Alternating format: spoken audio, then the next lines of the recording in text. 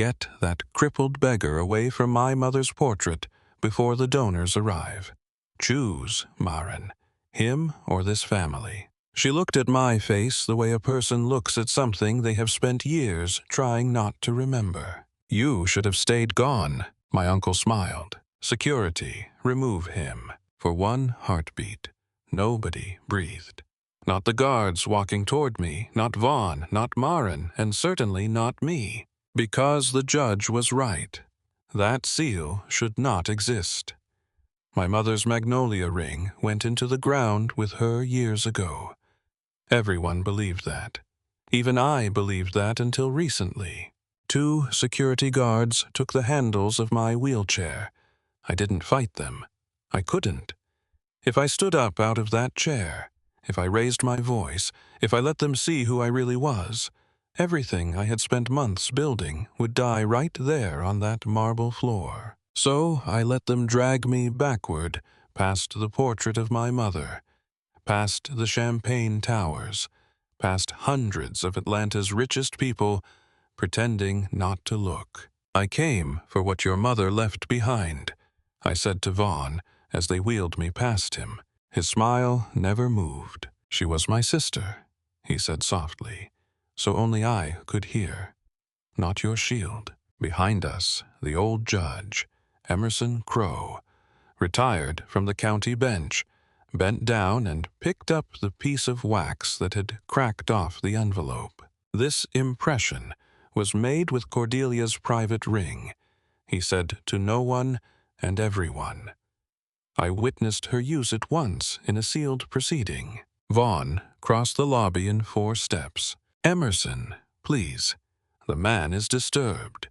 He probably bought that at a flea market. But I saw the judge's hand close around the wax, and I saw Maren watching that hand the way a drowning person watches a rope.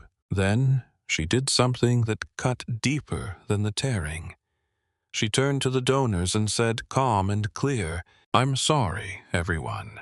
He used to bring documents whenever he wanted to hurt this family. It's how he operates. Please enjoy the evening. I used to bring documents, years of marriage, and that was my legacy in her mouth. A man with paper weapons. The guards pushed me out into the alley behind the Harlan Grand Hotel. The hotel my grandfather built, the hotel where I once carried Maren across the lobby on our wedding night, while the whole staff applauded. The door slammed. The cold hit. And I sat there in a wheelchair I didn't need, in a coat I'd bought for a few dollars outside a building worth hundreds of millions, holding nothing. Let me tell you why I was there. It won't take long, because I didn't come back to Atlanta to remember. I came back to dig. My name is Callum Hale. Years earlier, I was the CEO of Hale Hospitality Group. I had a wife I loved, a mother I worshipped, and a signature that could move tens of millions before lunch. Then, in one season, I lost all 3. A scandal broke. Money missing from my mother's charity, the Cordelia Fund, the fund she built to get homeless men and women off the street and into work. The trail led to accounts with my name on them. The board removed me. The papers destroyed me. And Maren filed for divorce while I was still trying to understand what had happened. I ran. I'm not proud of it. I rebuilt overseas, quietly, made more money than I'd ever had, and told myself I didn't care about Atlanta anymore. Then, not long ago, a letter found me. No return address. Inside, a photograph of a navy envelope sealed with my mother's magnolia ring, the ring supposedly buried with her, and 7 words in a stranger's handwriting. If they turn love into paperwork, find the seal. My mother said those exact words to me once in her kitchen, months before she died. I thought it was the medication talking, but my mother never rambled a day in her life. So I came home. Not as Callum Hale, billionaire. As a nobody in a wheelchair with a paper cup, parked outside the Harlan Grand for many days. Because the poor are invisible to the rich, and invisible men hear everything. And one day a courier's package split open on the curb, and out slid the navy envelope itself addressed to Vaughn's private suite. I switched it for a blank one, while he tied his shoe. I know how that sounds. I did it anyway. I never got to open it. That night, I was going to put it in Judge Crow's hands. Instead, my ex-wife tore it in half. I was still staring at the alley wall when the service door creaked open. A young man in kitchen whites slipped out. Early 20s, nervous eyes, a name tag that said Arlo. He pressed something into my hand. "This was stuck under your wheel, sir." I grabbed it before they swept. A corner of the envelope, torn, wet at the edge. But the inner page had caught inside the fold, and one line of my mother's typewriter survived. "No transfer shall stand without the Magnolia witness." I read it 3 times. My mother had built a lock into something, and somebody, somewhere, held the key. "Kid, why are you helping me?" Arlo glanced back at the door. "Because of what I saw upstairs. That woman in pink. Everybody thinks she threw the seal away when she tore your envelope. She did. It's on the floor." Arlo shook his head slowly. Part of it cracked off. The judge got that piece. But the big piece, the whole magnolia. She didn't drop it. I was 6 feet away, sir. She palmed it. She hid it in her pocket. The alley went very quiet.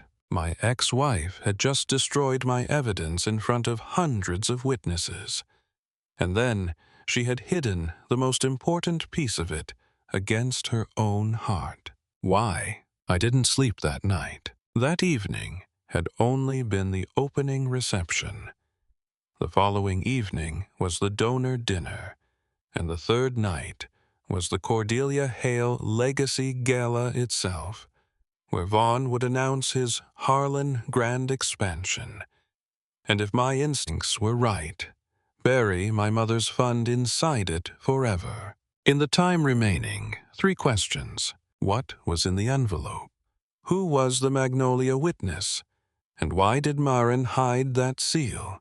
The morning after, Arlo wheeled me back inside with a delivery of table linens and parked me in a service corridor like forgotten equipment.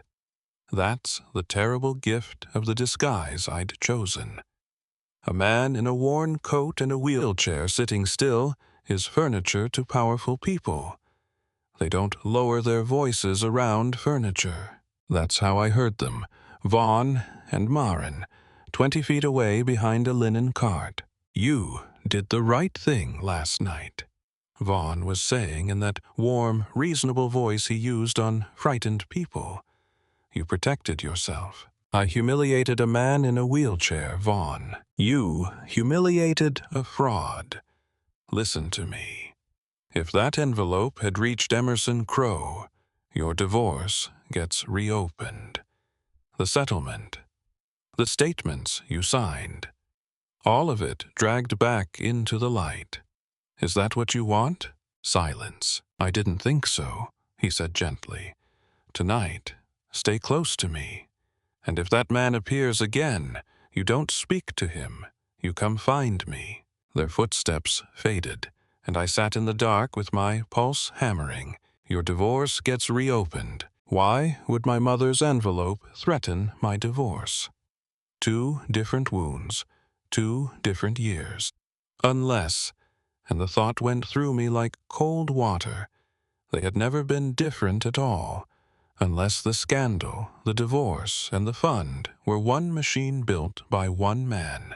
That evening, the donor dinner gave Vaughn his stage, and he used it like a surgeon. Hundreds of guests, my mother's portrait glowing at the front of the room. From behind a coat rack in the service doorway, I watched my uncle raise a glass to the sister I lost and the fund we saved. Saved, he repeated. Because years ago, friends, the Cordelia Fund was nearly destroyed. Not by strangers, by family. The screen behind him lit up. My old CEO photograph beside a document I'd never seen. My nephew, Callum Hale, withdrew from the fund's trusteeship after irregularities were discovered, Vaughn said with the perfect sorrow of a man who had practiced.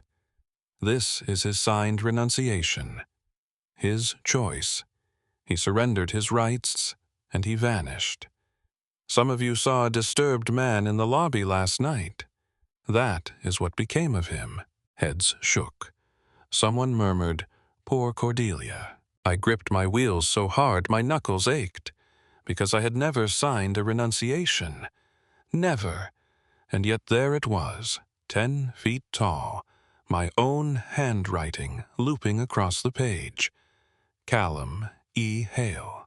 So convincing that, for one horrible second, I doubted my own memory. Then I saw the M. When I was 19, my mother sat me down before my first legal document. "A signature is a promise," she said. "So make yours honest and make it yours." She taught me to finish the M with a small hook curling back. A magnolia stem, she called it. Every legal document I've ever signed carries that hook. My marriage certificate carries it. The M on that screen was smooth, hookless. Whoever forged my name had copied my checks, my memos, my everyday scroll, but they had never seen me sign something that mattered. It wasn't proof for a courtroom. It was proof for me. And a man who knows he's innocent stops asking whether he was framed and starts asking how. Then the evening got worse. Judge Crow rose from his table. "Vaughn," he said pleasantly, "since we're discussing documents, that wax seal from last night, I'd like to examine the remaining fragment. Maren, I believe you may still have it?" Every eye went to Maren, elegant in pastel pink. Her hand moved, hesitated toward her clutch. She had it. Arlo was right. Maren, Vaughn's voice, soft as a hand on a shoulder. Don't let that man pull you back into his sickness. Not even through a piece of trash. Her hand stopped. Then she opened the clutch, took out the silver magnolia, my mother's seal, whole and gleaming, and placed it not in the judge's open palm, but in Vaughn's. "It should stay with family," she said quietly. I closed my eyes. When I opened them, Vaughn was turning the wax in his fingers like a curiosity. "Flea market work," he said, "but sentimental, I suppose." And then, as the string quartet started and attention drifted, I watched my uncle drop my mother's seal into a champagne glass, swirl it, and press the softening wax flat against the table's edge with his thumb. Smeared, erased, in front of hundreds of people, and not one of them saw a crime. They saw a man fidgeting with his drink. Except one phone was up. Arlo, clearing plates at the next table, had his camera peeking over a breadbasket. Later, in the stairwell, we watched the clip together. The glass, the champagne, the thumb crushing the wax. It did not show Vaughn's face, just a sleeve, just a hand. "It could be anybody's hand," Arlo whispered, gutted. "No," I said. "It's a start. Hands leave patterns, kid. Cufflinks, rings, we keep it." I was still staring at the frozen frame when the stairwell door opened above us, and pastel pink stepped into the fluorescent light. Maren looked at me, at the wheelchair, at the phone in my hand, the video still glowing. Her face went white, then hard. "If you release that, I will testify against you myself. Do you hear me, Callum? Whatever you're doing, I will bury you with it." The door slammed, leaving me with a video that proved nothing, and the sound of my own name in her mouth for the first time in years. Not that man, not the beggar, Callum, which meant that upstairs she had been performing, and down here she had told me the truth. She was afraid. People don't threaten you with testimony unless they believe there's going to be a trial. And people don't fear trials unless they're carrying something. So the next afternoon, I did the most dangerous thing I'd done since coming home. I sent her one sentence through Arlo, written on the back of a room service ticket. Suite 104, 1 hour. Bring the folder you've been keeping. A gamble on a guess. But Maren had always been a keeper. Ticket stubs, letters, receipts. If Vaughn had spent years feeding her a story about me, she would have kept the pages. Suite 104 was the old bridal suite, the same room where years ago 2 lawyers slid a divorce agreement between us, and we signed our marriage to death without once looking up. I chose it on purpose. I wanted the walls on my side. She came. Curiosity is the one thing rage can't kill. She stood as far from me as the room allowed, arms crossed over a pastel pink blazer, a slim folder pressed to her chest like a shield. You have 5 minutes. You've said for years that I disappeared. So let me say my sentence, and then you can go. Maren, I didn't disappear. I was erased. Erased? Her laugh was awful. You want to know what I've carried? She threw the folder onto the bed and it fell open like a wound. Look at what you left me to find. I wheeled closer. A copy of our divorce decree. A photograph of me at the international terminal, bag over my shoulder, taken from behind. A wire transfer receipt, hundreds of thousands out of a fund account, dated the week I left. And a letter typed, my name signed at the bottom. Maren, I can't carry this family's judgment, and yours too. Some things matter more than a marriage. Family reputation comes first. Don't look for me. See, the room tilted. Not at the cruelty of it. At one phrase sitting in the middle of that letter, like a fingerprint on glass. Maren, say the phrase this family repeats every board meeting, every crisis, every funeral. Her jaw tightened. Family reputation comes first. Whose phrase is that? Silence. You've heard me mock it at 100 dinners. I have never written that sentence in my life. But you know who says it twice a day. I looked up at her. Who gave you this letter? Did it come in the mail or from a hand? Her arms slowly uncrossed. Years of certainty developed its first crack. Vaughn brought it to me, she said very quietly. He said it was left at the front desk. He sat with me while I read it. He held my hand. The airport photo? His security team.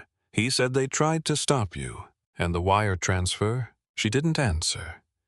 She sat down beside the open folder and stared at the pastel pink cover, as if seeing it for the first time. Not as evidence of my guilt, but as a gift, assembled and delivered by the one man who profited from our hatred. There were cameras, she said suddenly. The night you left. The lobby, the garage, the loading dock. The hotel keeps years of archived tapes in the basement security office. Vaughn never lets anyone down there. She looked up. I'm honorary chair of tomorrow's gala. My key card opens everything. Maren, if he finds out, I'm not doing it for you. Steel wrapped in silk.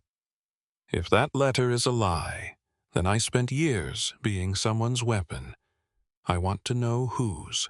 We went down late that night. Her card opened the door, marked archive, to her visible shock. Inside, humming servers and one dusty terminal for the legacy tapes. I built this hotel's first security system myself, back when I thought protecting things was as simple as installing cameras. My old administrator pathways were ancient and apparently never deleted. It took me 40 minutes to find the night I disappeared. My hands were shaking when I hit play. Camera 6, the parking garage. There I was, years younger, walking to my car with nothing but a phone in my hand. No bag, no documents. Then 2 men stepping out of the shadows. Vaughn's men. I recognized the bigger one, Kane, still on the payroll today. Words, me gesturing, angry. And as Kane backed me against a pillar, the second man calmly opened my car's rear door and placed a leather courier bag inside. The bag full of stolen documents the board's investigators would find days later. And in the corner of the final frame, unmistakable in his gray coat, checking his watch under the garage light, Vaughn. Marin made a sound I will never forget. Not a sob. Something smaller and worse. The sound of a person watching years of their life change its meaning all at once. I hated you, she whispered to the screen. I hated you for leaving me with a lie. I hated myself, I said, for never finding out which lie took you. She turned to me in the server light, and for one moment, we were not 2 people who had destroyed each other. We were 2 people who had been robbed by the same thief. I copied the footage to a drive, and that's when the archive door opened behind us, and a voice I knew said, "Well, isn't this something?" Judge Crow stepped inside alone, no triumph in his face, only fatigue. "Your kitchen friend found me," he said. Persistent young man. He studied the frozen image of Vaughn under the garage light for a long time. "Years ago," he said finally, "Cordelia Hale asked me to witness a private codicil to her will. Ever read its terms." She covered the text, but I watched her sign it and seal it with a silver magnolia ring. And she said something I've never forgotten. "Emerson, if my son is ever standing alone, this is the ground he'll be standing on." He turned to me. "When I saw that seal on the lobby floor, Mr. Hale, I didn't see a trinket. I saw a dead woman keeping a promise, a parent's victory. I want you to understand what that felt like, because it lasted exactly 4 minutes. The footage, a judge. Marin beside me instead of against me. For 4 minutes in that basement, I believed the machine my uncle built was already broken. Then the lights went white, and Vaughn walked in with the head of security and 2 guards, smiling like a man arriving at his own surprise party. "Thank you," he said pleasantly, "for gathering in one place. Mr. Weston, the Legacy Archive has been flagged for months as a data integrity risk. Execute the scheduled purge." "Don't." I lunged the chair forward, and a guard caught the handles. Weston typed. A progress bar. And the garage, the men, the planted bag, the gray coat. Years of proof dissolved into one line of text.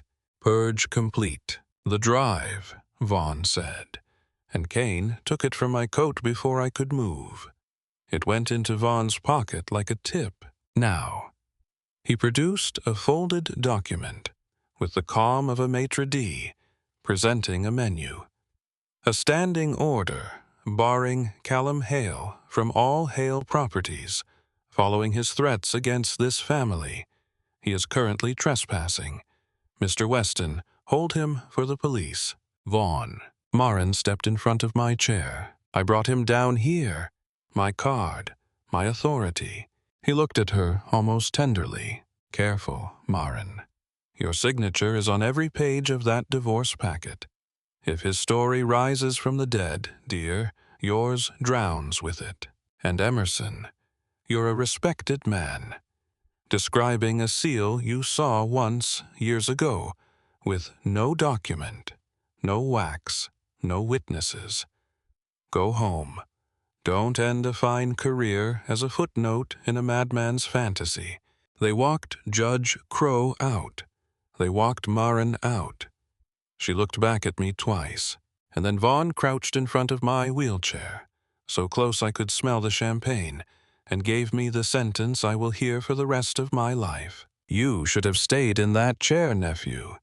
It was the only part of you people believed. The holding room was small, windowless. One table, one camera. Police in the morning, Weston said. Trespassing, and they'd push for more. Take inventory of a man at the bottom. Footage gone. Seal destroyed. Envelope torn. Judge dismissed. Marin, hostage to her own signatures. And me, a billionaire who couldn't spend $1 of it because the moment I surfaced as Callum Hale, Vaughn's years-old story would swallow me whole. Thief, madman, deserter. And here's the part I'm least proud of, so I'll say it plainly. The trap only worked because of me. When the scandal broke years ago, I ran instead of fighting. I handed Vaughn an empty stage and years to rehearse on it. My silence wasn't dignity. It was the load-bearing wall of his entire lie. Sitting in that room, I heard my mother's voice. A thing she said once, when a rival stole our expansion plans, and the lawyers came back empty. When paper disappears, Callum, follow the people who were forced to carry it. Paper burns. People remember. I had spent this whole war chasing paper. The envelope, the signature, the footage, against a man who owned every archive, server, and shredder in the building. I could never out-paper him, but a machine like his runs on people.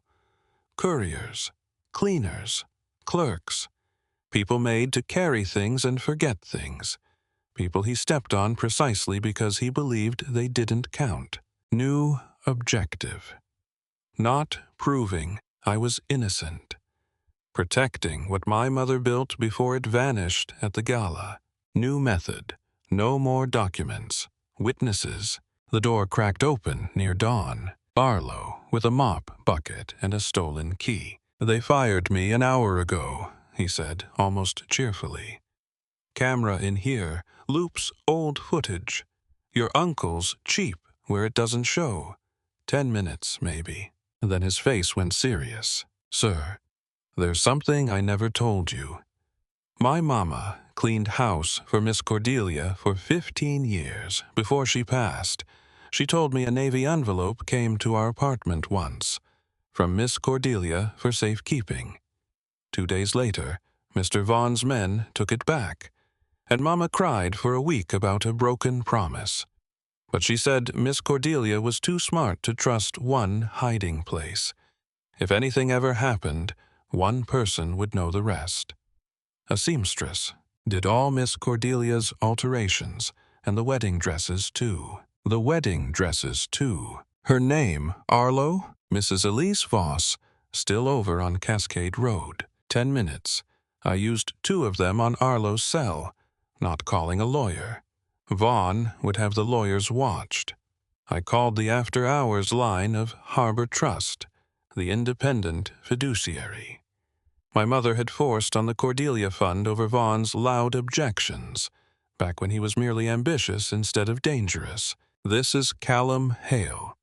Verification phrase. Magnolia stem. I'm invoking the founder's family review clause. Freeze every movement tied to the Cordelia Fund until a living witness to the founder's instrument is heard. You have my voice print on file. Confirm. A pause. Then a careful voice. Confirmed, Mr. Hale. 72-hour freeze. But be advised, a transfer authorization is already queued. It executes on the chairman's notarized signature at tomorrow's gala. If your witness isn't heard first, the freeze dissolves and the transfer stands. So there it was. One night, one gala, one seamstress, and one more thing I didn't know yet. I learned it afterward from Maren herself, and it still chills me. While Arlo was wheeling me out through the laundry tunnel, 4 floors above us, Vaughn slid 3 typed pages across the table to my ex-wife and said, in his warmest voice, "Tomorrow night, Maren, you'll read this to the donors, and then all of this unpleasantness will finally be behind us." She took the pages. She said yes. Mrs. Elise Voss answered her door on Cascade Road early in the morning, looked down at the man in the wheelchair on her porch, and said, before I could open my mouth, "You've got Cordelia's eyes and your father's stubborn chin, and you're sitting in a chair you don't need. Come inside before my neighbors start praying over you." She was past 80 and sharp as a needle. She fed me coffee I didn't ask for, and listened to everything. The envelope, the seal, the magnolia witness, nodding slowly, like a woman checking my story against one she already knew.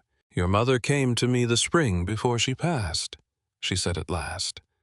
"Brought me a dress to alter, except she didn't want it altered." Her eyes glittered. She wanted something sewn inside it. A little packet, film thin, wrapped in muslin. Made me stitch it into the lining while she watched. Then she took my hand and said, "Elise, you are my witness, my magnolia witness. If a day comes when my son is standing alone in a room full of liars, you bring them the dress." My mouth had gone dry. Whose dress, Mrs. Voss? Child. Something between pity and mischief. Whose do you think? The pink one. The one I made for your wedding. Maren's wedding dress. My mother had hidden the Carta seal that could stop Vaughn inside the gown my wife wore the day she married me, not in a vault. Vaults open for whoever holds power. A wedding dress is kept by whoever holds love. My mother had bet everything on Maren keeping it. Is it still? Storage unit off Fulton Street. Maren pays the bill every month. Years divorced, and she never once let it lapse. I know, because I check. She was already untying her housecoat. "Now, drive me to a gala, Callum Hale. I've been waiting years to keep a promise, and I'm not doing it in a housecoat." The Cordelia Hale Legacy Gala. 3rd night. 600 guests. News cameras. The governor's wife at table 2, and my mother's face on a banner 30 feet tall. I came up through the laundry tunnel one last time, barred from every proper door. Arlo pushing the chair, Mrs. Voss beside us carrying a garment bag like a church offering, and Judge Crow, who had answered his phone on the first ring and said only, "Tell me where to stand," waiting at the service elevator. By the time we reached the ballroom's back hallway, Vaughn was at the podium and the transfer ceremony was underway. And so tonight, we honor my sister, not with words, but with permanence. His voice rolled through the speakers. The Cordelia Fund's assets will be joined to the Harlan Grand Expansion, a living monument. And to speak to what this family has survived, please welcome a woman of extraordinary grace, Maren Hale. Applause. Through the crack of the service door, I watched her cross the stage. Pastel pink gown, perfect bun, 3 typed pages in her hand. "My former husband brought pain into this family," she read, steady. "For years, I have carried the damage he left behind. Tonight, I want to speak plainly about the man Callum Hale really was." And then she stopped. 3 seconds. 5. The room began to rustle. Vaughn leaned forward. I watched my ex-wife look down at his script and then do the unthinkable for the second time in days. She folded the pages in half. I want to speak plainly. So here is plain. For years, I believed a letter, a photograph, and a receipt. Paper. And 2 nights ago, I watched security footage of my husband being ambushed in a parking garage while another man planted a bag in his car. I watched it with my own eyes right before it was deleted from this hotel's servers. The rustle became a roar. She raised her voice over it. I was wrong about my marriage. But pain is not proof, and obedience is not truth. And I will not read a script written by the man who wrote the letter. Chaos has a sound. 600 chairs shifting at once. Vaughn was at the podium in 4 strides, gently taking the microphone, smiling the smile of a man cauterizing a wound. Grief is a long road, he said warmly, and Maren has walked it bravely, but not, I'm afraid, honestly. He nodded to the screens, and there they were, the divorce settlement, the sworn statements, and at the bottom of every page, Maren's signature, her words notarized, describing exactly the man she now defends. Footage that conveniently no longer exists. A deathbed seal from a flea market. No, friends, she is not brave tonight. She is guilty. Guilty of signing whatever the moment rewards. Years ago, it rewarded condemning Callum. Tonight, who knows what she's been promised? It was masterful. 600 faces tilted back toward the man with the podium and the paperwork. Maren stood alone at the edge of the stage, hands shaking, and I understood the price on her tag. He would drown her to keep me buried. That was the moment. Mrs. Elise Voss walked up the center aisle in her Sunday best, carrying a garment bag with a retired judge on her arm. "Excuse me," she said in a voice built by 40 years of church choirs, and the room parted the way rooms do for elderly women who are clearly on a mission from God. "I have something that belongs to this evening." Vaughn's smile flickered. "Ma'am, this is a private." "Emerson Crow," the judge announced, "retired county bench, and I am here as a witness." "Proceed, Mrs. Voss." She unzipped the bag. Pastel pink silk spilled into the light, and I heard Maren's breath catch from 30 feet away, because she knew that dress the way you know your own hands. "Years ago," Mrs. Voss said, "Cordelia Hale had me sew a packet into the lining of this gown and named me her witness, her magnolia witness. Her own scissors opened the hem in 4 clean snips, and from the muslin she drew a slim, film-wrapped fold of paper and placed it in Judge Crow's hands. The room was so quiet I could hear the chandelier hum. "This is a certified microcopy of a codicil to the last will of Cordelia Hale," the judge said. "Executed in my presence, matching the seal I examined 2 nights ago.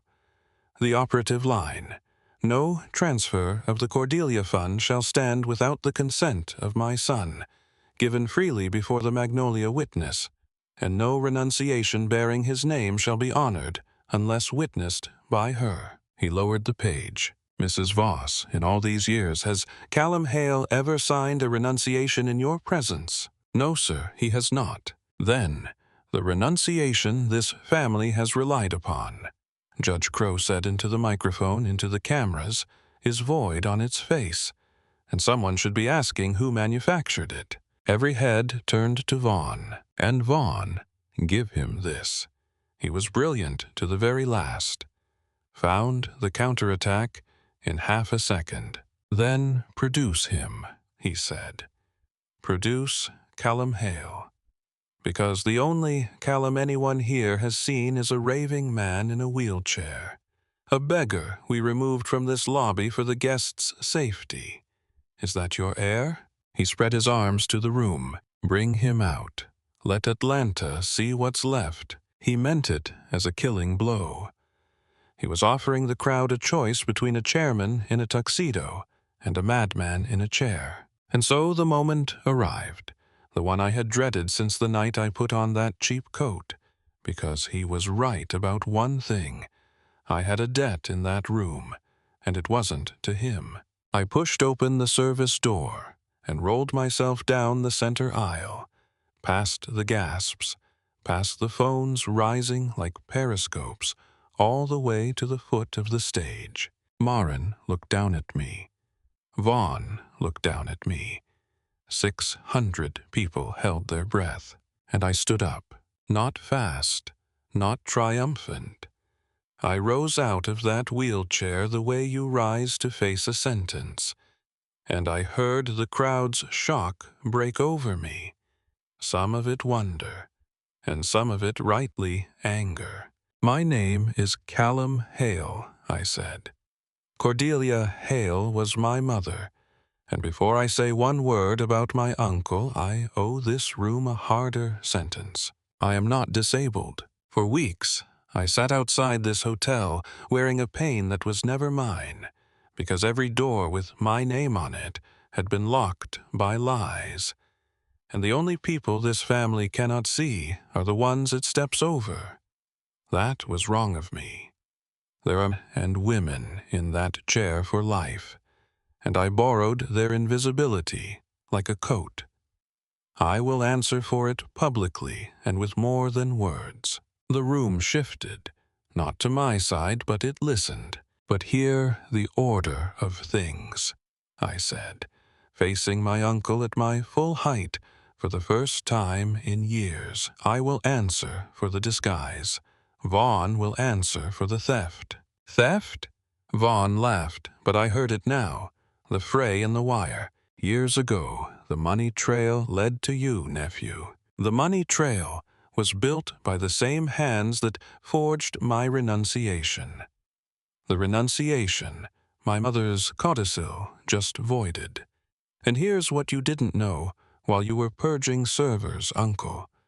Yesterday morning, I invoked the founder's family clause with Harbor Trust.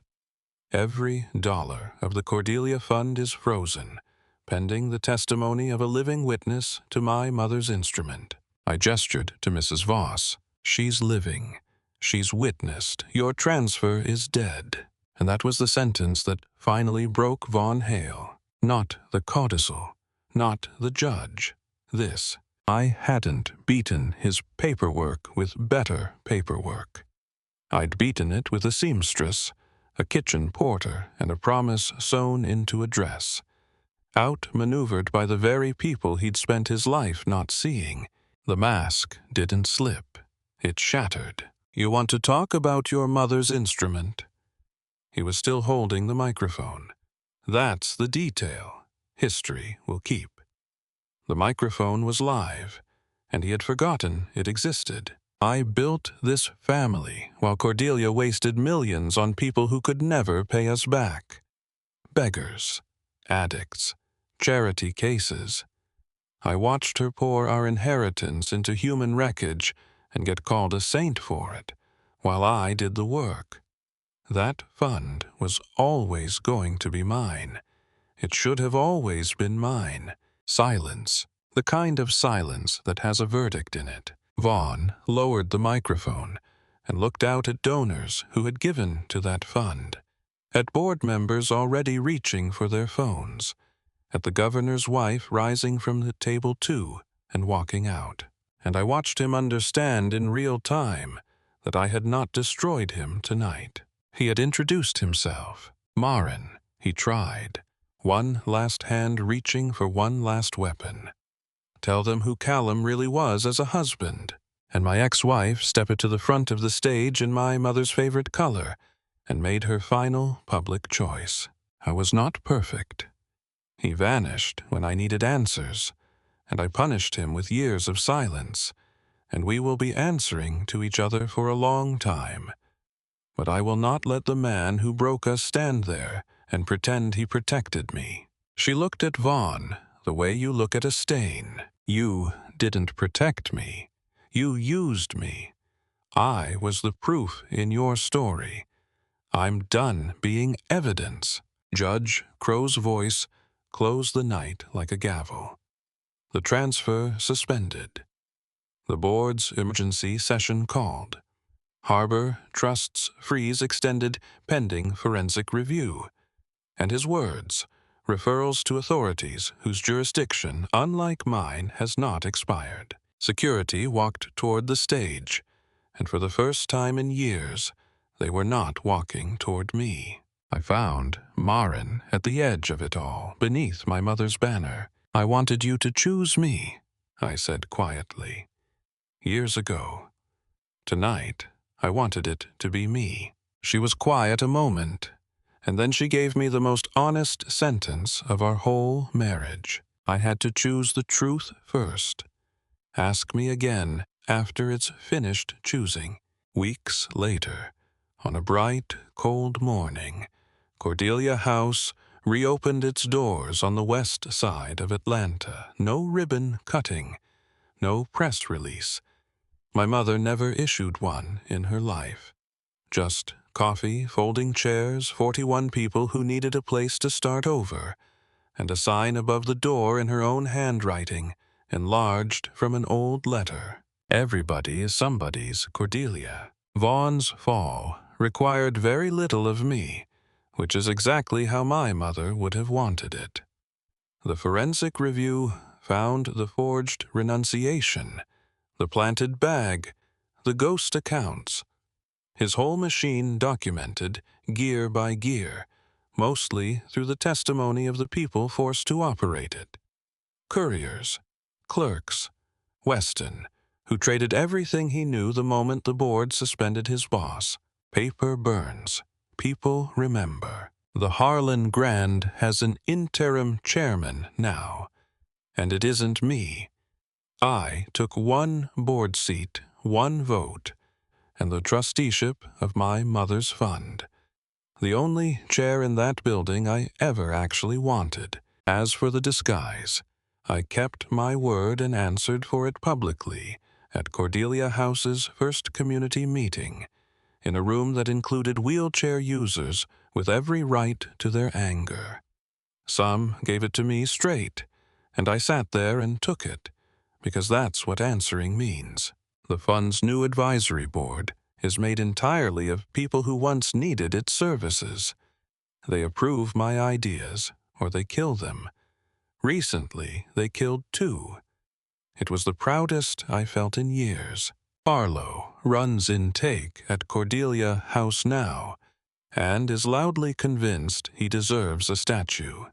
Mrs. Voss comes on Thursdays to teach a sewing class, and every graduate leaves with the same lesson stitched into them. The strongest place to keep a truth is inside something made with love. And Marin. We didn't remarry.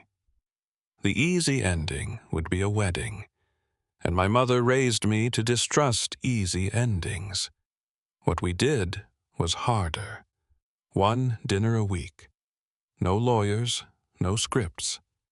2 people excavating years stolen from us and deciding piece by piece what could be rebuilt on honest ground. Some dinners end in laughter. One ended with her leaving before the food came. Recently, she stayed until the restaurant closed. She came to Cordelia House on opening morning in a soft pastel pink coat, carrying a small wooden box.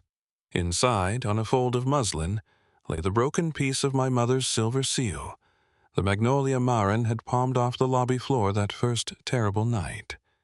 The piece everyone assumed was destroyed in Vaughn's champagne. He had smeared the wax. The silver fragment beneath it she had never surrendered. I kept it, she said, even when I hated you, even when I didn't know why. I think some part of me didn't want your mother's truth to disappear. I closed my hand around it. Maybe that was the part of us that survived. There's a photograph of my mother on the wall of the main room at Cordelia House, laughing, sleeves rolled up, taken by a resident she'd helped. The only kind of portrait she'd have allowed. That morning, I set the broken silver magnolia on the shelf beneath her picture, where the light from the front windows finds it every afternoon. In the corner of that same room sits my old wheelchair. I kept it where I have to see it. Not a trophy, a fine that never finishes being paid. A reminder that I once borrowed pain that wasn't mine from people who were braver every ordinary day than I was on my best night in a ballroom. A man came through the front door that morning, older, worn down, pushing everything he owned in a cart, braced to be invisible, the way I once was outside the Harlan Grand. Arlo got to him first, hand out, coffee ready, and I watched the man's shoulders come down an inch at a time as somebody finally saw him. I went into that hotel pretending to be powerless. I came out understanding that power means nothing if all it ever protects is your pride. My ex-wife did the unthinkable twice. The first time she broke me in front of everyone. The second time she broke the lie that had kept us apart. Tell me in the comments, would you forgive someone who betrayed you after learning they had been deceived too? And if stories like this one stay with you, subscribe, because there are more doors like Cordelia's, and we're going to open them together.